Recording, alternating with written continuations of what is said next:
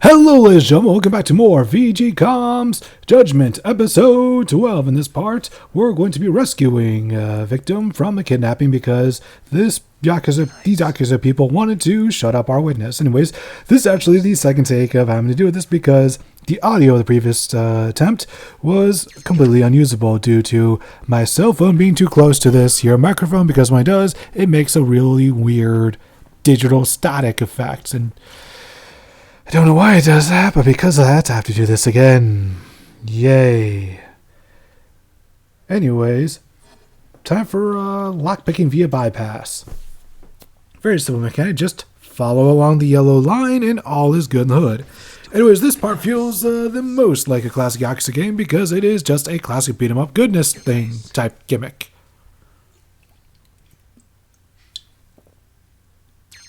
Man, this is good, Dr. Perky. Now, much like any other Yakuza game, or going through these areas full of mooks, it shouldn't give you too much trouble, even if you aren't as OP as my stats currently are.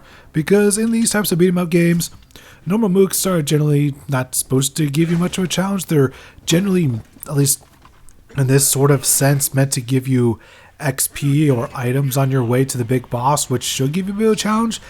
However, I do think that some things have been lost in translation over the years when it comes to how to create an engaging boss, because there are some people that think that to have a really engaging boss, it needs to be like 20 minutes long, it needs to be super hard, super difficult, super challenging, all that snazzy jazzy stuff. And while that stuff can be a part of a really good boss, it's not exactly a requirement, I think. To me, a good boss battle should just be fun and engaging. That's all I'm looking for. You know, it doesn't have to be the most difficult thing in the world. It doesn't have to be the longest thing it doesn't have to be like the longest boss fight in the world. Like when you look at, say, Mass Effect 1, the final boss fight there is over in like 5 minutes. That is, at least if you have like a high enough Paragon or Renegade, whichever you decide to go with. Let's see. Same thing goes for the Sandro games, really. Like, most of the boss fights aren't particularly long, and I think that helps them outstay their welcome. And when it comes to Zelda games, they get around this by just having bosses be multi-stage. Like, that way they can have their length without it without a boss outstaying their welcome, which I think that's a good way to go. But at the same time, they're never too long, and like I said, I think some people put way too much stock in that sort of length. Like, to me, a boss fight should never be long just for the sake of being long. Just like a video game's length should not be arbitrary. Like, when you look at something like, say, Uncharted, that is a game, those are games that are perfect, make their length perfectly. Although I think that Uncharted 2's, when I remember playing it, thinking that this is going maybe an hour and a half too long, which honestly isn't bad when it comes to video game lengths, but at the same time, it did feel just that little tiny bit too long. Although at the same time, I'm not sure what I would cut out. Tough. I'm trying to think of a game that's, that doesn't fit its length well.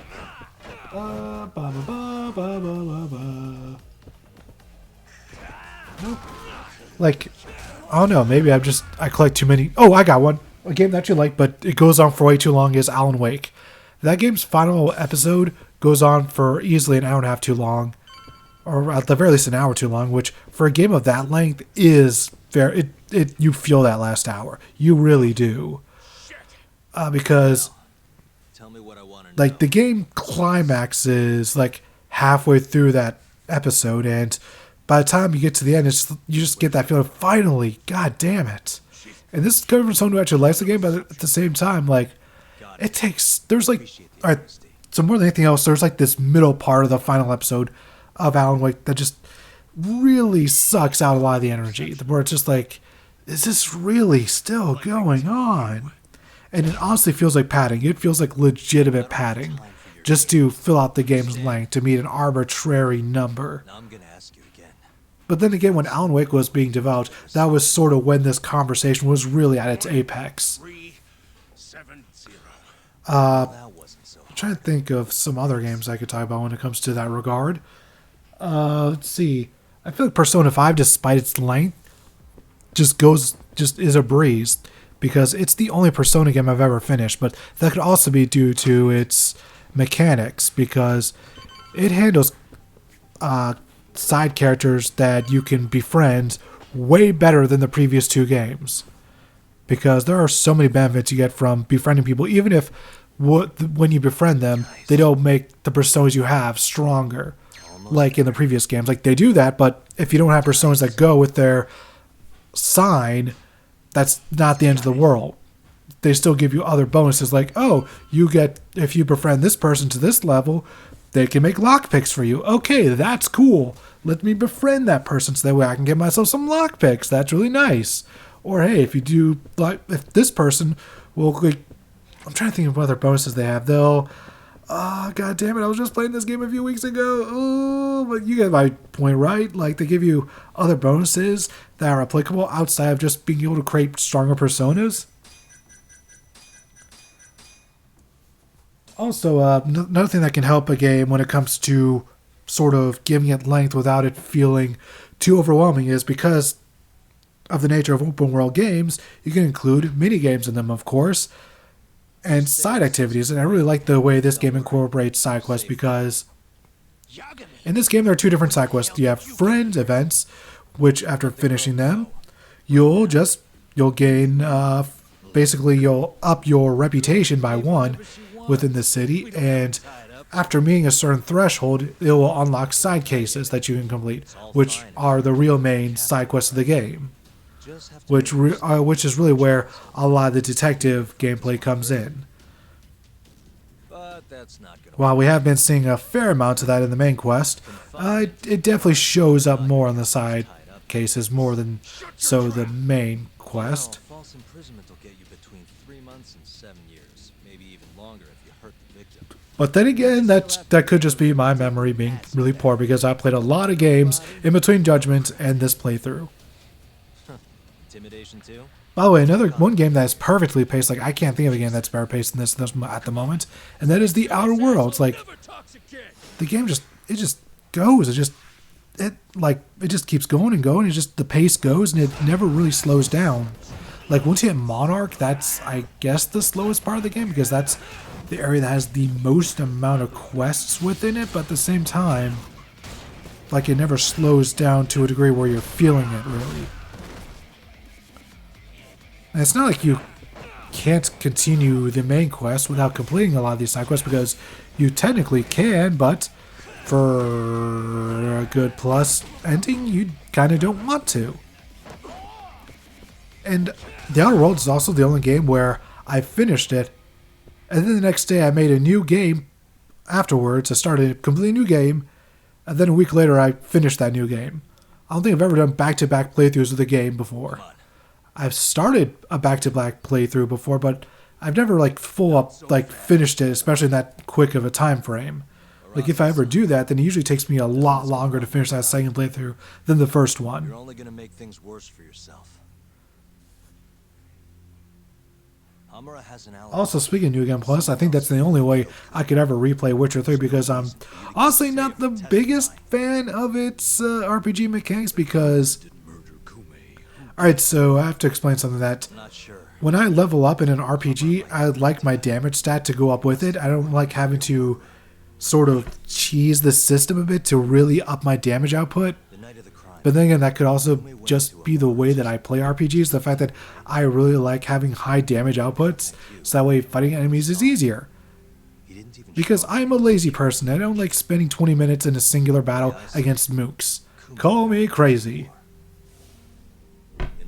Also, I'm a little disappointed that Outer Worlds doesn't have a New Game Plus, but then again, that game is already not the hardest game in the world, especially once you really get the mechanics down. Like, when you're first playing the game, it sort of has a VATS type feature where you slow down time, except you can only slow down time for a very limited setup time. Like, you only get like 5 seconds of slowdown, and every time you pull the trigger and hit it and land a shot, that automatically takes away a huge chunk of the gauge. So it's like an AP meter that actively goes down when you use it, and then when you like actually commit to an action, you know, it takes away even more. You got guts for a So you really don't. So for a while, I actually wasn't using it because I just couldn't get around using it. Like I couldn't in my head go like, okay, how do I use this effectively? But once I got it, I was like, oh, okay, now I get it, because I'm a dummy. I'm also explaining I'm explaining these mechanics really poorly. The same man standing here today. I remember now. There's no Also, looking at my game collection, I seem to really favor games that either pro wrestling games or games that really do a good job of world building and just have a lot of characters that you get to meet. Like, I'm not the biggest fan of just linear games where you just go straight through it and that's it. I think that might be the reason why I prefer Wolfenstein 2 over Wolfenstein New Order. Because, well, New Order has really good writing and maybe objectively better writing. New Colossus also has a lot more side contents in it. And it also has a lot more characters that you get to meet and do and whatnot. I don't know. Maybe I'm weird. That's mainly the reason why I enjoy Skyward Sword more than Twilight Princess. Because Skyward Sword has, I guess Twilight Princess has a lot of side characters, but it doesn't really have a lot of side quests. Whereas Skyward Sword, not only does it have a lot of side quests, you get to unlock those side quests a lot earlier in the game. Like within the first hour and a half, you're able to do at least a couple side quests. Whereas in Twilight Princess, it takes over 3 hours. That is way too long in my opinion. Way too long. Especially for a game of that time period and of that sort of genre, that's just, there's no excuse for it to take that long. None whatsoever. Nevertheless, prosecutor here is trying to doubt the witness's integrity, I believe. That's the word. Yes, that's the word I'm looking for. Indeed, yep, let's throw it up on the board. Mind if I ask you a few questions, prosecutor? However, I think he's about to get his called into question by our defense lawyer, or yes, Hamura's defense lawyer, and our sensei. We'll be looking at the exact day the prosecution filed their suit. Oh, would you looky there, it's the prosecutor. He is not doing anything there, he's just, just doing his thing. He has no idea there's a camera there recording everything. Although it does make him look really stupid because he knows there's a camera there recording everything. You think that you know better than to claim that he was never really there and he never saw the footage. My, how a fool you make yourself look. You big dummy. Then, how would you be able to reenact things exactly as they went down?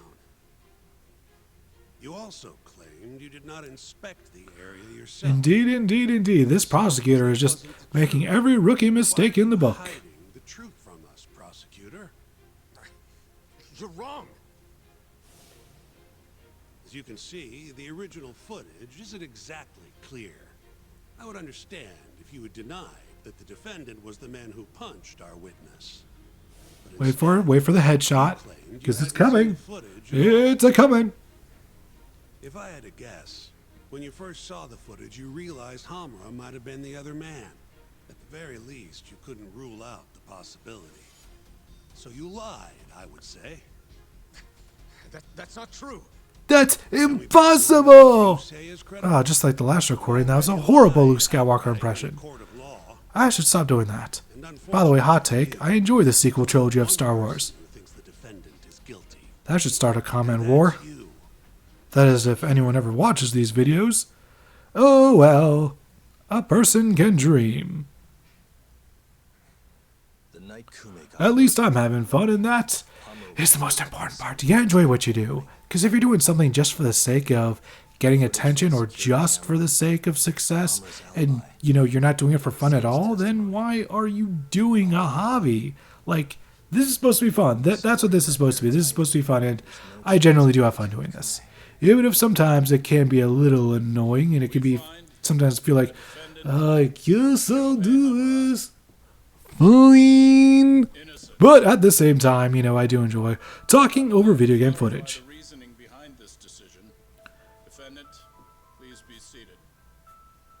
The judge was right. By the way, I do hope that I can get this somehow, miraculously get this playthrough finished before summer. That is my goal. Been involved.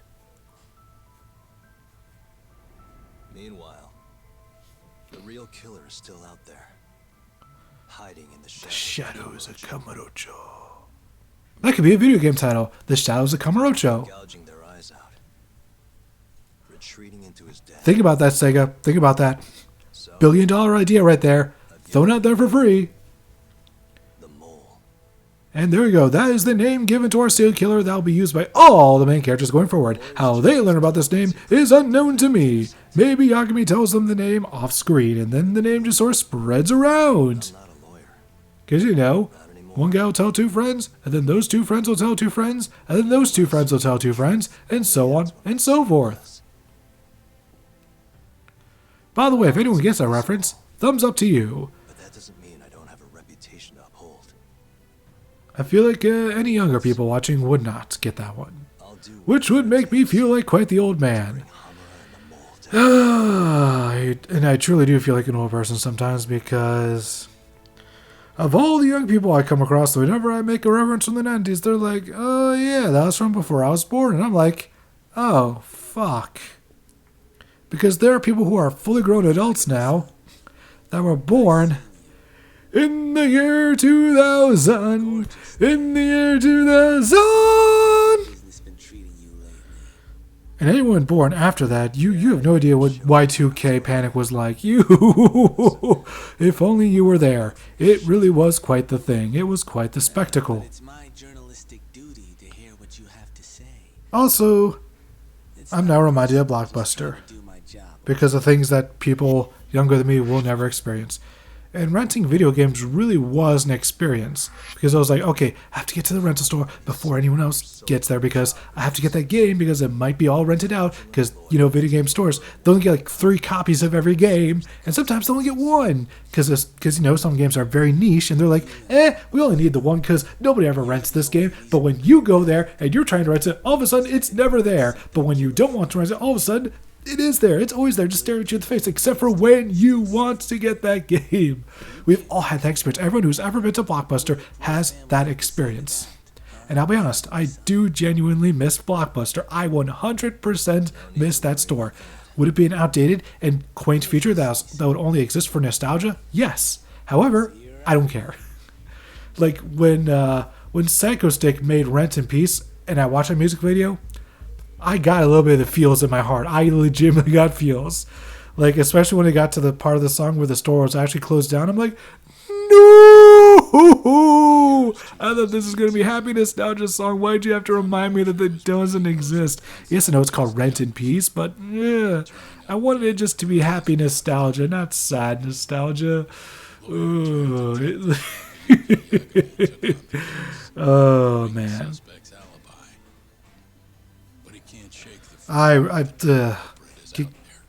Like, the last rental service I ever used was Netflix.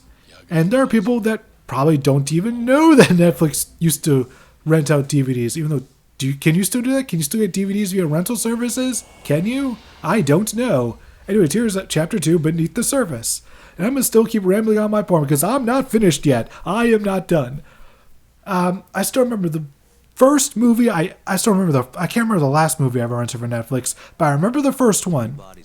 Mystery Team, aka the movie made by Dare Comedy, a YouTube comedy group that somehow were able to get a budget for a movie. And of course, the movie starred Donald Glover. Yes, Donald Glover. Yes, Donald Glover, not Danny Glover, Donald Glover. Why do I get those names mixed up in my head so often? Nevertheless, I was looking forward to the movie from the moment that trailer dropped because I've been following those 3 throughout high school. So once I became a fully grown adult, I had my own money, I had my own Netflix account, I rented that movie as fast as I could. I also remember watching, what series was I watching on there? Oh yeah, Community. That was a series I was watching quite a bit of, which I found super relatable because I was going to a community college at the time. First things first, we need to figure out who the mole is. Who knows, maybe if free college becomes a thing, I'll actually go to a full 4-year college. That would be nice. Happened back in August. But that's a topic for a different time. A Kyorei guy, For now, we are nearing the end of this episode, so for that, I would thank you all for joining me for this entire first chapter of this here Judgment video game.